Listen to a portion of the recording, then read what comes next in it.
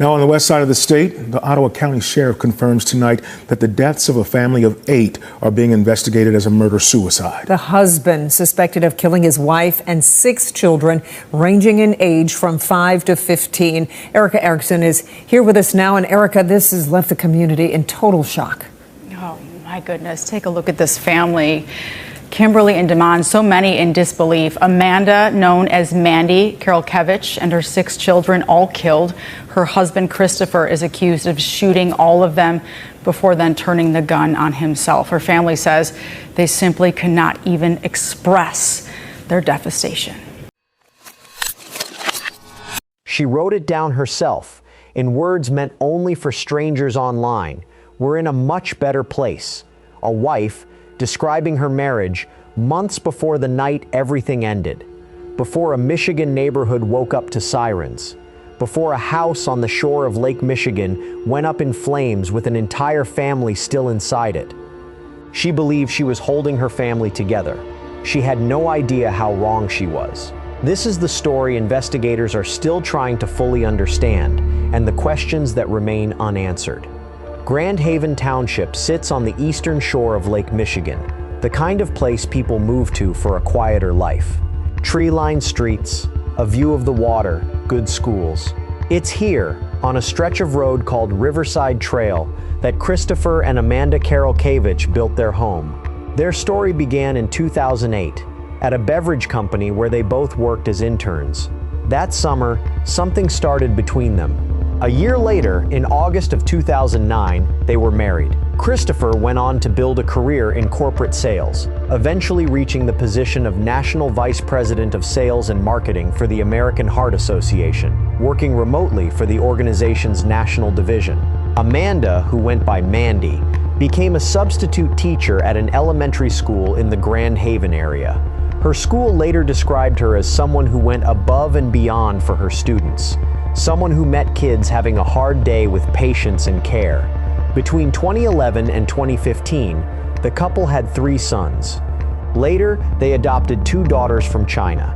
Then came one more son, their 6th and youngest child.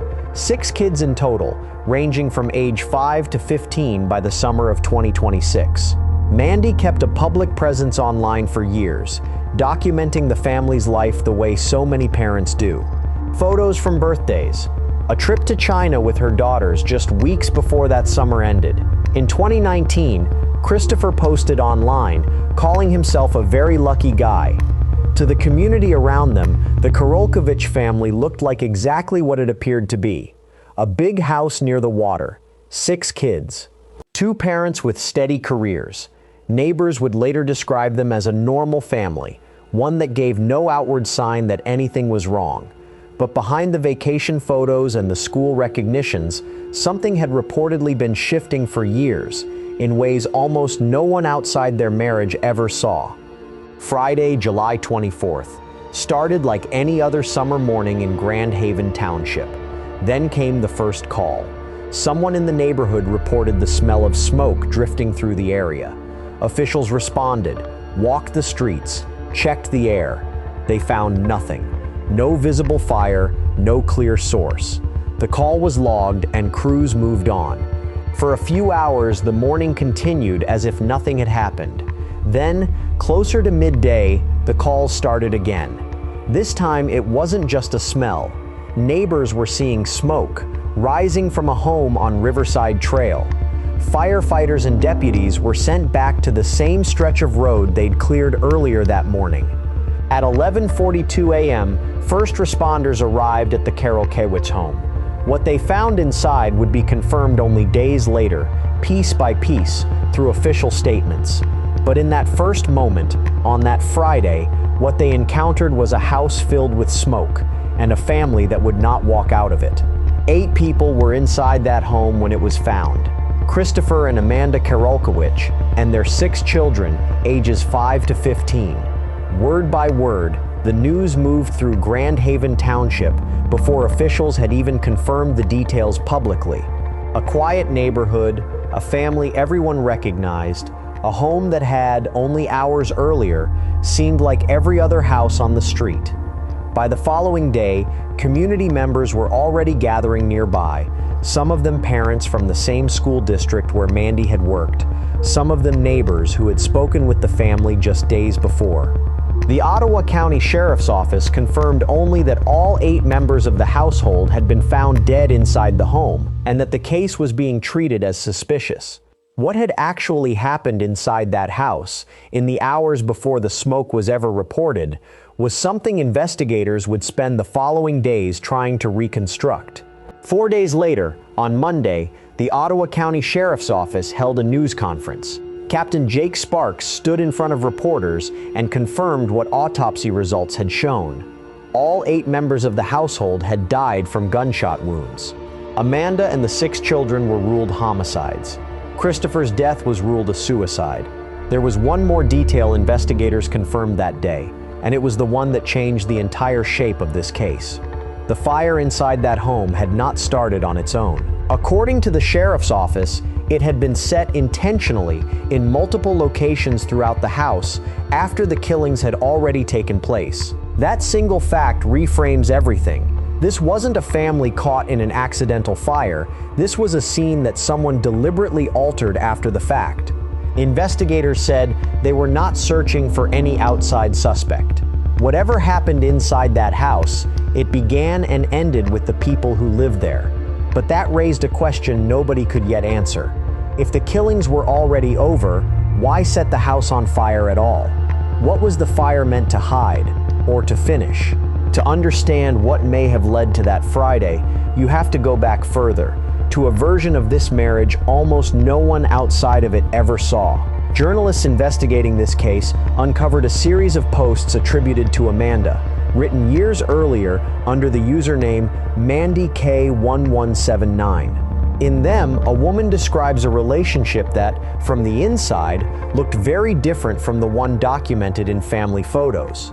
According to those posts, she alleged that Kristopher had, at minimum, an emotional affair with an intern at his workplace. The detail that makes this harder to look away from is where they'd met. It was the same office, the same kind of position, where she herself had once worked alongside him as an intern, back in 2008, back when everything between them was just beginning. In her own words, she described a period where she seriously considered leaving. And then, in her own words again, she described choosing to stay. Not because everything had been resolved, but because of her children. She wrote about recommitting to the marriage for their sake, about doing the work required to hold it together. At one point, she wrote the line that now anchors this entire story: "We're in a much better place." And then, almost as if catching herself, she added something more honest underneath it. "But it's still a fight to stay in a healthy place." Read today, after everything that followed, that sentence carries a weight she could never have intended. She was naming the exact tension she was living inside. A marriage that looked repaired from the outside and still felt to her like something that required constant effort to hold together. There is no way to know exactly how Kristopher experienced that same period. What we do know is that whatever cracks existed between them were still there, quietly, years after she first wrote about them.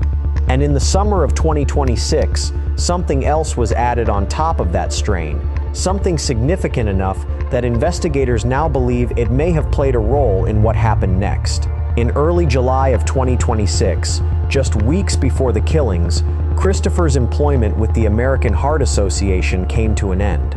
The organization confirmed he had worked there since September of 2023 as a national vice president of sales and marketing, operating remotely for a division responsible for training programs. When his employment ended that July, the association declined to explain why, stating only that it does not comment on personnel matters. For a man whose identity had been built, in part, around career success, around being the kind of person who called himself lucky in front of everyone he knew, that kind of sudden and unexplained ending may have carried weight far beyond a paycheck. Research into cases like this one offers a possible lens, though not a certain answer. A study from the Office of Justice Programs found that unemployment functions as a significant risk factor for murder-suicide, but rarely on its own. Instead, Researchers found it tends to act as a tipping point, something that pushes a situation over the edge only when it's layered onto pre-existing strain, particularly a history of relationship conflict. That framework fits uncomfortably well here. A marriage that had been quietly fought for years earlier for the sake of the children inside it. And now, a sudden professional collapse arriving on top of it, weeks before the end. Investigators have been direct about one thing: there was no note. No letter, no message, nothing left behind to explain, in Kristopher's own words, what he was thinking or why he made the choices he made. Captain Sparks told reporters that his team was still working through documents recovered from inside the home, searching for anything that might explain what happened. As of now, nothing conclusive has been found. Sheriff Eric DeBoer said it plainly in a statement read at that same news conference. This is an unspeakable tragedy that we may never completely understand, which brings the story back to the fire and the question it left behind. Why set a house on fire in multiple places after everyone inside is already gone? Investigators have not offered a confirmed answer, and it's important to be direct about that. What exists right now are theories, not conclusions. But the pattern of this kind of act in cases similar to this one tends to point in one of a few directions. Sometimes a fire is meant to destroy evidence, to make it harder for investigators to reconstruct exactly what happened inside. Sometimes it's meant to delay discovery altogether, buying time before anyone realizes something is wrong. And sometimes, investigators in similar cases have suggested it functions almost as a final act by the person responsible, a way of erasing the scene entirely, of leaving nothing behind to look at. Michigan State Police fire investigators, working alongside the sheriff's office, have said they are still trying to determine exactly where the fire began. That detail alone tells you this wasn't simple. It was set with enough intention, in enough places, that even trained investigators need time to trace its origin. What we do know is the timing. The fire came after the shots, not before. Whatever happened between Kristopher and his family that night, it was already over by the time the flames were set, which means the fire wasn't part of the killing. It was something that came after, a choice made in whatever moments followed by a man who had already done what he was going to do and now had to decide what came next. That choice, more than almost anything else in this case, is the part investigators admit they may never fully explain. In the days that followed, Grand Haven Township tried to process what had happened in a house so many of them had driven past 100 times without a second thought. A vigil was organized by local students, gathering at Duncan Woods to honor all 8 members of the family. Community members held hands in prayer. A rosary was held at St. Patrick Church. Grand Haven area public schools sent letters to families, offering support to students and staff affected by the loss of a woman many of them had known personally. Mandy's parents, Becky and Steve Lawwill, released a statement describing her as a kind and devoted soul who loved her family and her students. They wrote that words could not adequately capture their devastation and asked for prayers as they grieved and honored her life and the lives of her 6 children. According to The Guardian's reporting, authorities have described this case as meeting the definition of a family annihilation, a term used since the 1980s for this specific pattern of violence, most often committed by an armed man against multiple members of his own household. Citing the Nonpartisan Gun Violence Archive, the outlet noted this was at least the 8th such case reported in the United States in 2026 alone. Investigators say this case remains open, not because they suspect anyone else was involved, but because so much of the why still hasn't been answered. No note, no clear confession, just a job that ended without explanation, a marriage that had been quietly repaired and quietly strained for years, and a fire set for reasons that may never be fully known. Somewhere in the middle of all of it are her own words, written long before any of this happened, about fighting to stay in a healthy place. She believed, at the time she wrote that she was winning that fight. What we now know is that the fight itself was never really hers to win alone.